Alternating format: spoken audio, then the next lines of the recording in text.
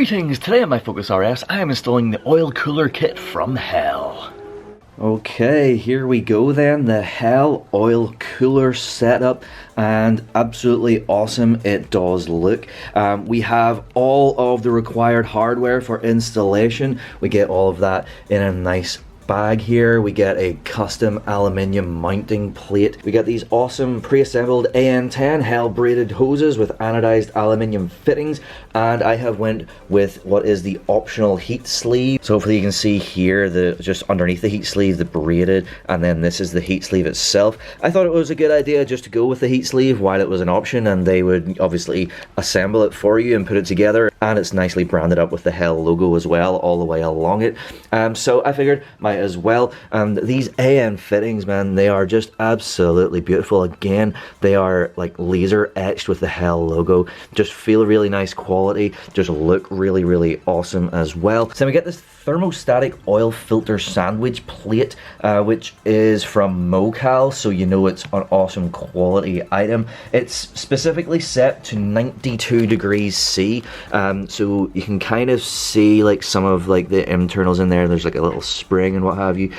So essentially what that means is that whenever temperature is below 92 degrees C, it bypasses the oil cooler, but then above 92 degrees C, it will go through the oil cooler and cool the oil. And that is awesome. This is also pre-assembled with these matching fittings to go along with our braided lines. And yeah, I mean, can't really get much higher quality than that.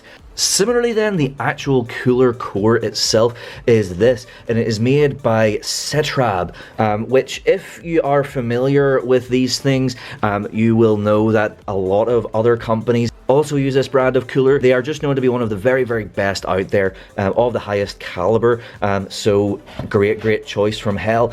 You can see then I have went with the custom white logo sprayed on there for me, and the reason why I got that is I got that to match the sprayed white Mountune logo that I have on my Pro Alloy intercooler. So all in all, this kit is just really awesome. It's a really sweet set of just the highest quality parts that Hel were able to put together, and I can't wait to get it installed. Installation is going to take place at the front of the car, but also underneath. So as you can see, I already have the car jacked up and on jack stands. I have removed the wheels. You don't necessarily have to remove the wheels, but it does make things a bit easier, because one of the first things we need to do is to remove the front under tray, which is just under here, and to get that off we have to remove these fixings here, which can be a little bit awkward to get at if the wheel is on, but by all means, if you don't want to take your wheels off, don't take them off. But yeah, we do need to get these out. So I have gone ahead and removed the normal under tray. It's pretty basic stuff, just going around the edge, removing the fixings, and then it just pops right off. I will go through though the front under tray, because there is a little bit more to it. So since I mentioned these specifically before, I might as well start with these. So we're going to need a trim tool for the little plastic one. So essentially we just get it into the groove initially and just sort of wiggle it around, and then the center part should pop out a bit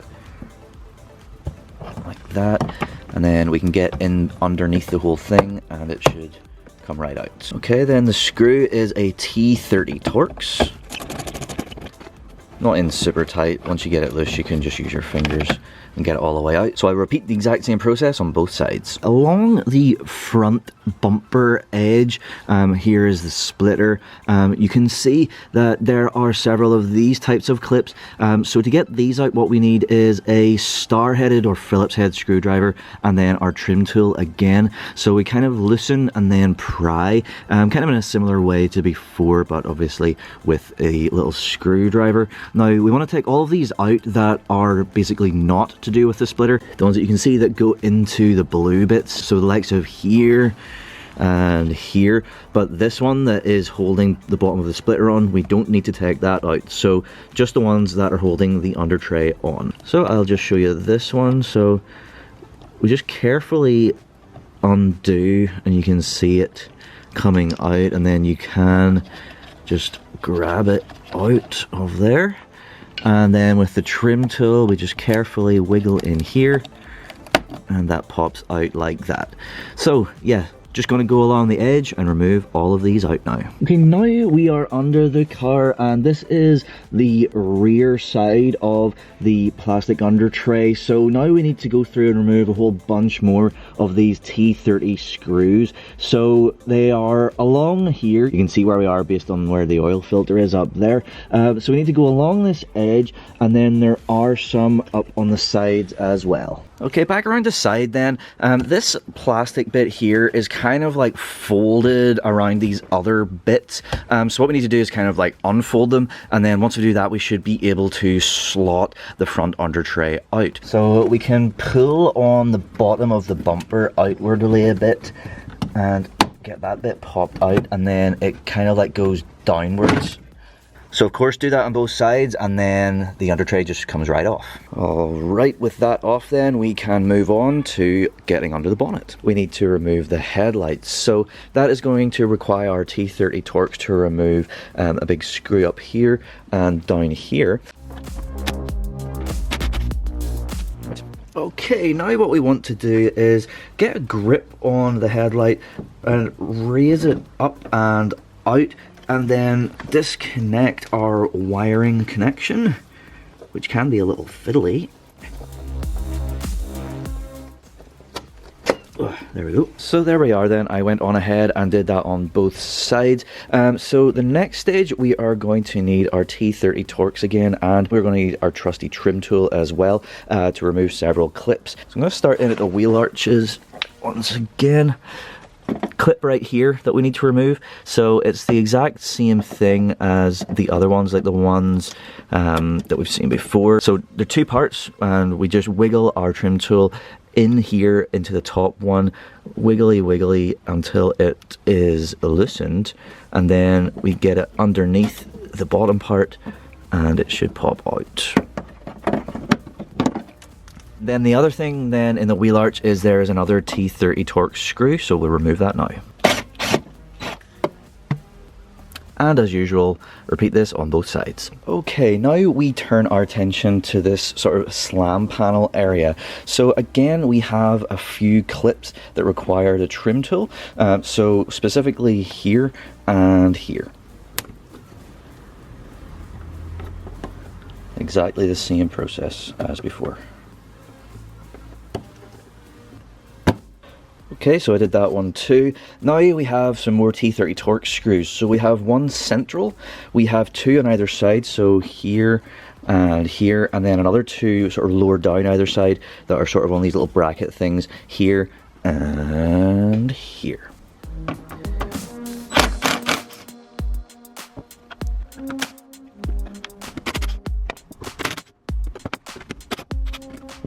Okay, then we need to detach our cable for the bonnet release here. So we want to just like pop it out of its little holders like so, and then there's just like a little ball end in the end here. Had a little bit of dirt in there, but that's all right. Once you get out the end, it just pops out. Okay, I want to remove our washer unit. So we gently bring this out, and then we angle it like this so that it pops out from underneath and then up and over the top of that little clip, and then slowly and carefully let that go back in. And then we repeat that on both sides. Okay, the last thing that we need to disconnect is the electrical connection for the fog lights. And now there's a master connection which is right down here. I'm kind of pointing at it, it's maybe hard to see. Now you might be able to do this from above, you know, I've got my hand on it right here, but it is maybe a little bit awkward, so it might be easier done from below. It's kind of hard to show you there, but that is it right there. So it's just a key, it's very easy, just push in the little tab and then it pops right off. Finally then we have a couple of plastic things that are holding it on here. So we have on either side, there's like this black thing, and this is like sort of clipped over it. So just pop that up like that. Do that both sides. Obviously you hear a little click. Now the side of the bumper is then sort of like slotted sort of sideways into the fender here. So what we have to do is essentially get this kind of a grip and pop it out like that. I'm going to need my other hand, of course. So we do that, pop it outwards, and then once we do that, it should be ready to lift away.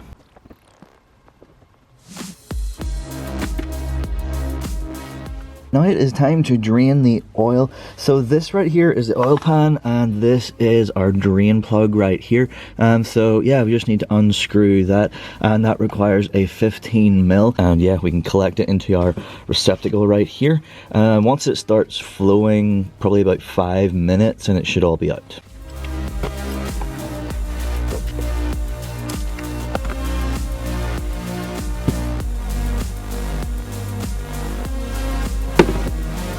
Too bad.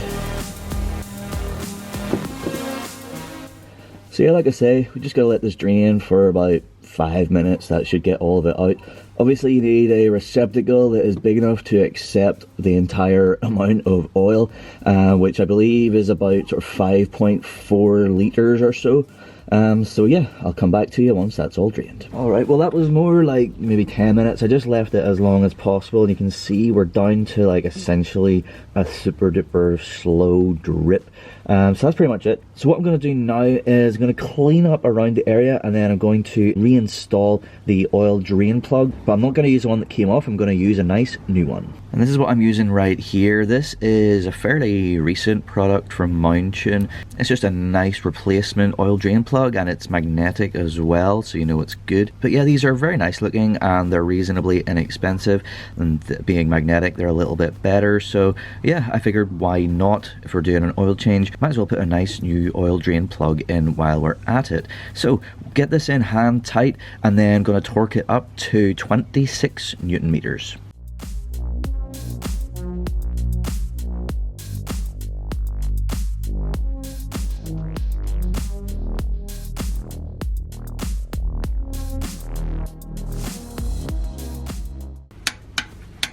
Okay, now we can get the oil filter out. So it just unscrews, and you might be able to do it with your bare hands, or you might not be able to do it with your bare hands, and you may need to use a specific tool to do that. It just depends how tightly it's been put in the last time that it was changed.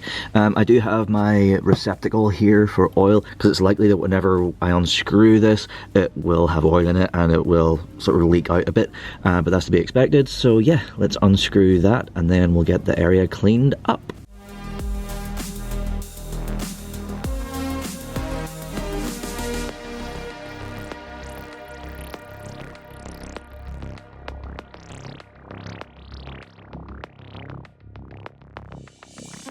So yeah, I'll let that drip out for a few minutes, and then I will just wipe up around the area. Alright then, I have the Mocal sandwich plate ready to go here, but before it is completely ready to go, we need to just tighten these connections, because as you can see they are pretty loose from factory, so we just need to give them a bit of a tighten. Now it doesn't say what to tighten them to, like any specific level of torque.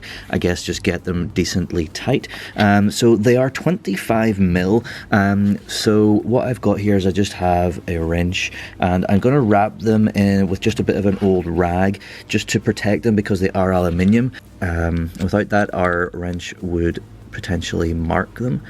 So just get it nice and tight. Very quick, very simple, very easy.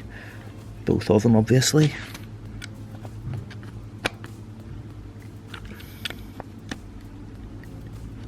Alright. So now we are ready to install this. The way that this is going to work is really simple. It has this insert up the middle, and you can see it's threaded there, and that is what is going to go up through the center of the sandwich plate, and then that just screws onto the existing threads, and then it gives us threads to attach our new oil filter to afterwards. Before we do that, we have this rubber seal here, and we just want to put a little dab of engine oil around that, just so that we get a really nice seal. So just get a little bit on the finger. Alright, nice. Now that is us ready to go.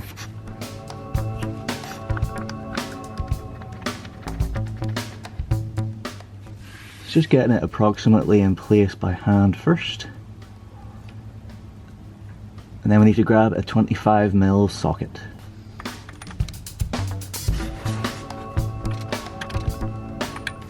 Right, hopefully you can see that in terms of where everything's pointing, so this red bit pointing sort of at a slight angle this way, and then our two connections pointing kind of a bit towards the front. It's not entirely sideways, but not entirely like long ways either, kind of a rough approximate 45-degree angle that way. That's just what Hel say is the best position for this in terms of where our lines are going to end up. So yeah, and then in terms of tightness, Hel say to get it finger tight and then do 3/4 of a turn, and that should be approximately the correct amount of torque. Or if you really want to get specific about it, I believe that it should be 26 Newton meters of torque. Okay, back on the outside or around the front of the car, we can now get our new oil cooler in place, but before we do that we need to do a little bit of prep or setup work here, and the first part of that is to remove this like plastic trim piece from the crash structure here. So it's like there's these like little plastic clips that are in it, which are just holding on the washer fluid line. It's kind of hard to do with one hand, but if we get our finger in here, we can just clip it out like that. You can see they're just kind of like squeezed into like holes that go through the trim and then through a hole in the crash structure itself. So there are 3 of these clips, and it's just going to be the same thing for each of them. Might be easier with like a little trim tool, but you can pop them out with your hands like that.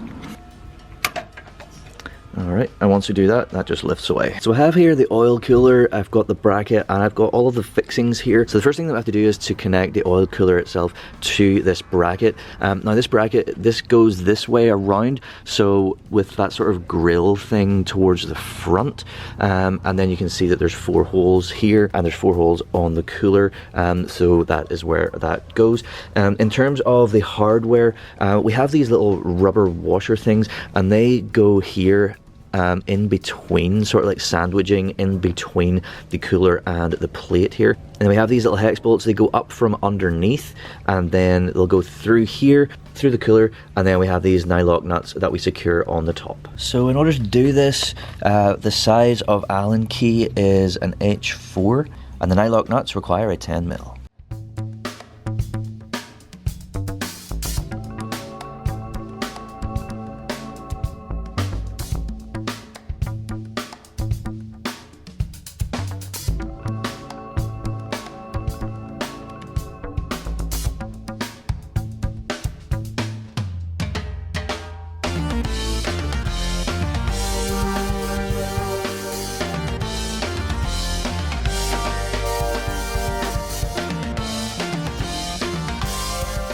There we are then, that is the bracket attached to the cooler, and as you can see I tried to keep it as nice and central as possible.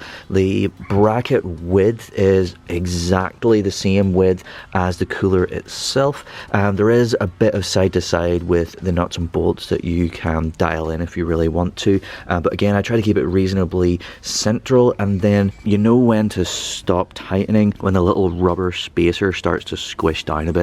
And if you've got it nice and centrally located, there should be a little bit of a gap, if you can see that, going down the front in between the cooler and the bracket. So these 2 plastic clips right here, we actually need to fully remove from the washer line, and they are basically just taped on here. So what we have to do is just cut very, very carefully with a blade just through that tape like so.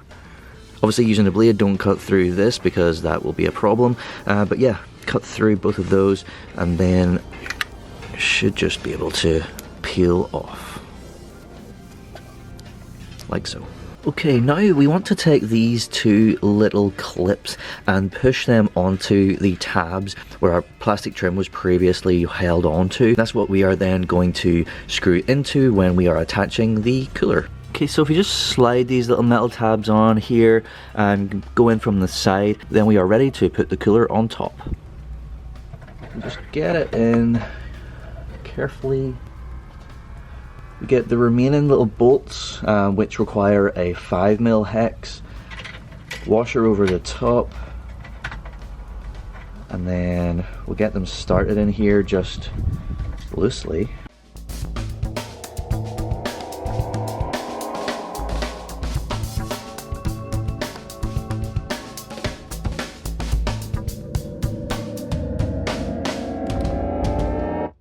There we go then, that is nice and secured in place. I just went on ahead and tightened these down, just nice and snug. So with this in place then, what Hel say to do is to just tuck this down in front of the cooler, just into this little gap here. Right, so I just did that off camera. I ended up having to sort of root it back underneath from behind, but you can see it's now down in front of the cooler itself. It runs along here and then pops out again on this side. And we can actually pop this here back into the bit of the bodywork there just to keep that tidy, and that is pretty much that. So now we're ready to get our oil lines in place. Okay, to make this next part a bit easier, I am going to just remove this shroud because we need to get access to the top of the cooler and the shroud is quite close to it. So in order to do that, it's just another couple of these little clips like we've seen several times before.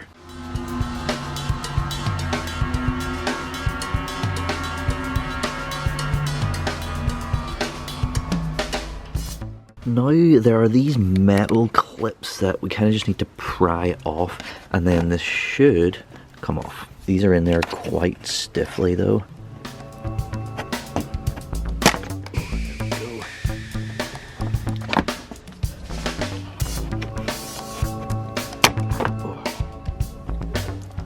So yeah, that gives us much nicer access to the top of the oil cooler. As you can hopefully see, Hel give you one shorter and one longer line. The shorter one has an angled end at both ends, whereas the longer one has angled at one end and then a straight through on the other. So the way that we want to configure this is we want two angled ends going to the sandwich plate, then we want the shorter line with the angled end, then the other straight through up here at the oil cooler, because that straight one is going to go on this end and the angled is going to go on this end. First stage is going to be feeding them down into that gap. If you can see the gap down there to the ground, that's kind of where we're going to be aiming for. And then once we are down there, we're going to route it above the boost pipe there and then up to the sandwich plate. Okay, so there is step one. You can see the two distinct types of ends there, and you can see that they are going down and just through and above the intercooler right there. So now I'm going to grab them and bring them back up and in there. Okay, that's step two then. So you can see, hopefully, that we are written down above the boost pipe and then down and along over here to the approximate area of the sandwich plate. So now we can get that all connected up. So yeah, it was just going to be pretty difficult to show you this like being put together like as I was doing it, so I just went ahead and got it in place. You can see the two lines here, the two angled lines. What I've done is I loosened the sandwich plate just so that I had a bit of play in it, so that I could easily get these like lined up, but they do need to be sort of, you know, curved in this kind of direction is the correct way to go. So now that I have them in, I've got just them on finger tight, I can get them tightened up.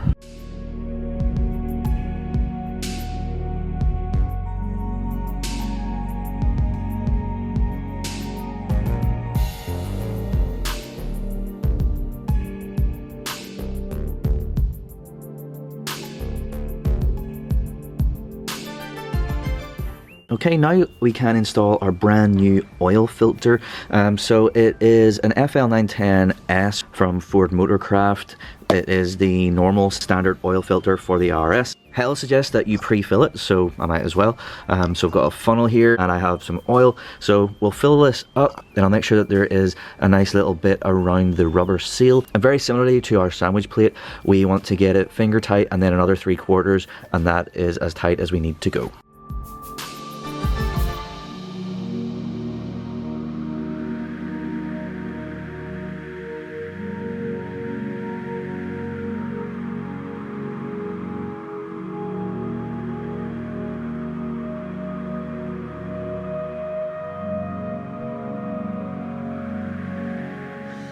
Alright, there we go. That is our nice new oil filter in there. Our lines are nice and tightened down here, so now we can go and sort out the connections on top of the oil cooler. Okay, getting the first one of these banjo connections in, we very simply remove the little cap that is in the oil cooler from factory, just to cap it off. Okay, and very simply screw this in.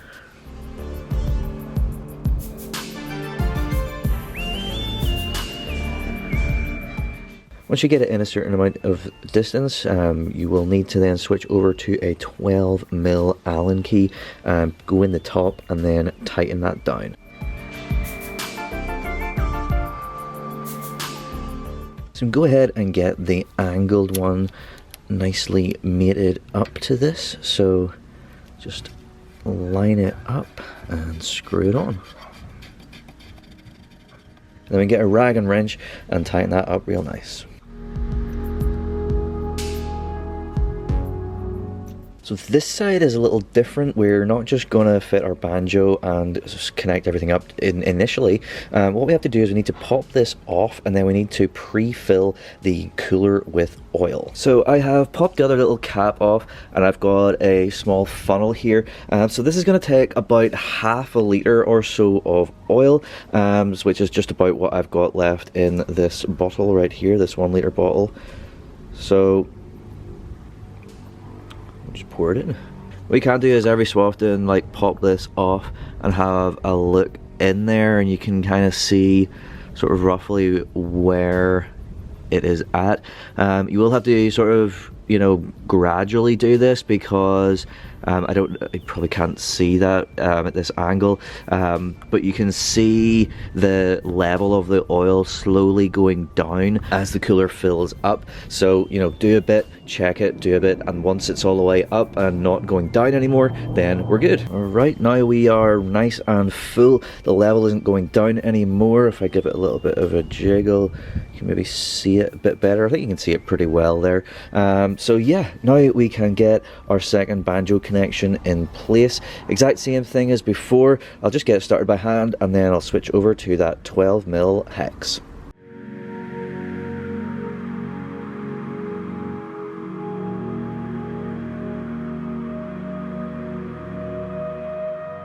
And then with it pointing, of course, in this direction, the same as the other one, we just need to grab our hose. We probably will need to manipulate that a little bit just to get it to be in the right spot, but we can probably bend it here just initially and get that onto our connection.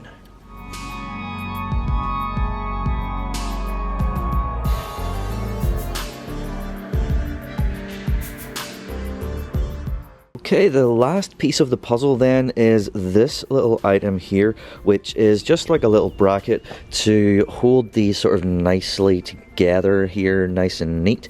Now, oddly enough, this requires an Allen key that is a bit of a strange size. Hel do not mention in their list of tools required the actual size for this. It's too small to be 5mm, but it's too big to be 4mm, so it's around about 4.5mm. So if you have a 4.5mm Allen key, great, but not very many sets will come with that. The actual size of this is 3/16.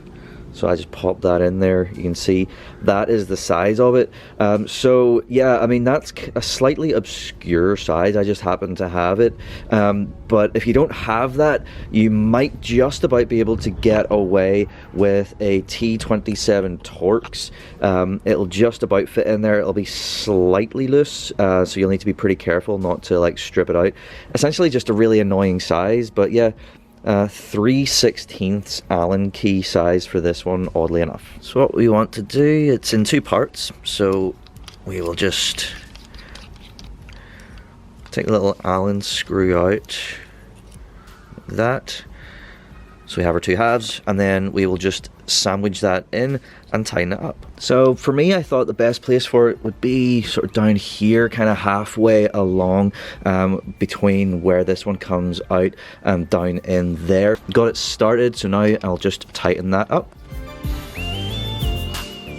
there we go, nice and tightened up and looking very nice and neat. So with that, that is the actual installation of the Hel setup done. Now what I need to do is to fill the car up with oil, get the bumper and everything back in place, and then fire it up, make sure we don't have any leaks, and make sure that our oil is fully topped up, and then after that we will be done. Time to get the oil in, so we just open up our cap, pop it off, and then we'll get a funnel in here. So it's as simple as just pouring our oil in here. Obviously not like just chucking it in because you don't want it to like overflow and make a bad mess. But essentially it is this. I've got loads of it here. These are 4-litre jugs. The total capacity is 5.4 litres. So obviously I won't need all of this, but I got a good deal on these bigger ones as opposed to buying the smaller ones. But yeah, make sure you get the right oil, obviously. But yeah, I won't bother like showing you like me pouring all this oil because that'll take a little while to pour it all out.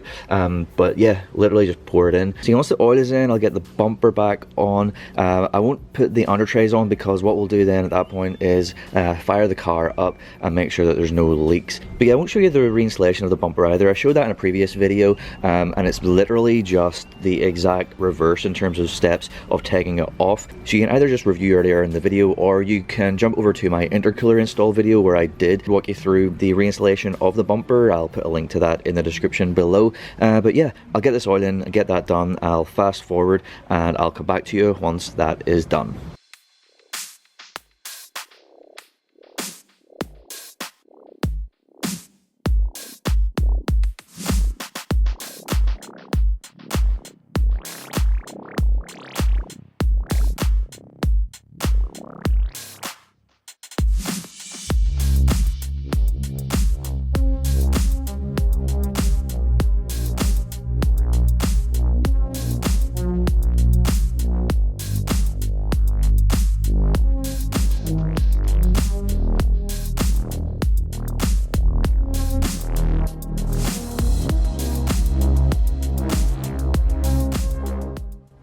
Right, there we go. Bumper is all on, everything is buttoned up and looking real nice. So now that I have fresh oil in, I've got everything together, I do need to do the oil change reset because we have changed the oil, of course, but we need to let the car know, otherwise it will keep telling us that the oil change is due. So let's do that now. We can do that. We don't need to use Forescan. I mean, you can use things like that, like tools on your laptop, but what I'm going to do is show you how to do it from just within the cabin. Alright, I'm inside the car then, and this is a very simple thing to do. So without touching any of the pedals down here, we press the start button for a couple of seconds. Okay, so now we press the brake and the accelerator all the way in. And we hold that there, and after a few seconds, should say on our little screen, _service oil reset in prog. So we just literally continue to hold in the brake and the accelerator. Don't let them go while that message is up there. And basically we're just waiting for that to say that service oil reset complete. So that's literally it. We can let go and turn the ignition off. And that is literally it. So yeah, basically what I want to do with the first fire up is to fire the car up, let it finish doing the cold start, and then I'm going to let it idle for like a couple of minutes, and then I'm going to turn it off again. Then I'm going to jump out, get back underneath the car and make sure that we don't have any oil leaks or anything, which I don't think we will have because I double and triple checked that everything was done properly and properly tightly. So yeah, just need to do that. Then once we've done that, we'll also check the oil level, make sure that we've got enough oil in there, and if I need to, top up.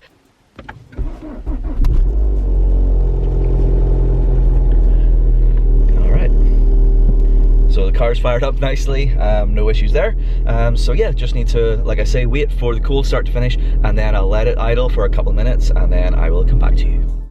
Right then, it has been a few minutes now. We have been idling, and we have oil pressure, which is always a good thing. If I give it a little blip, you can see that moving up, which is good. That's what we want to see. Oil temp is coming up as well.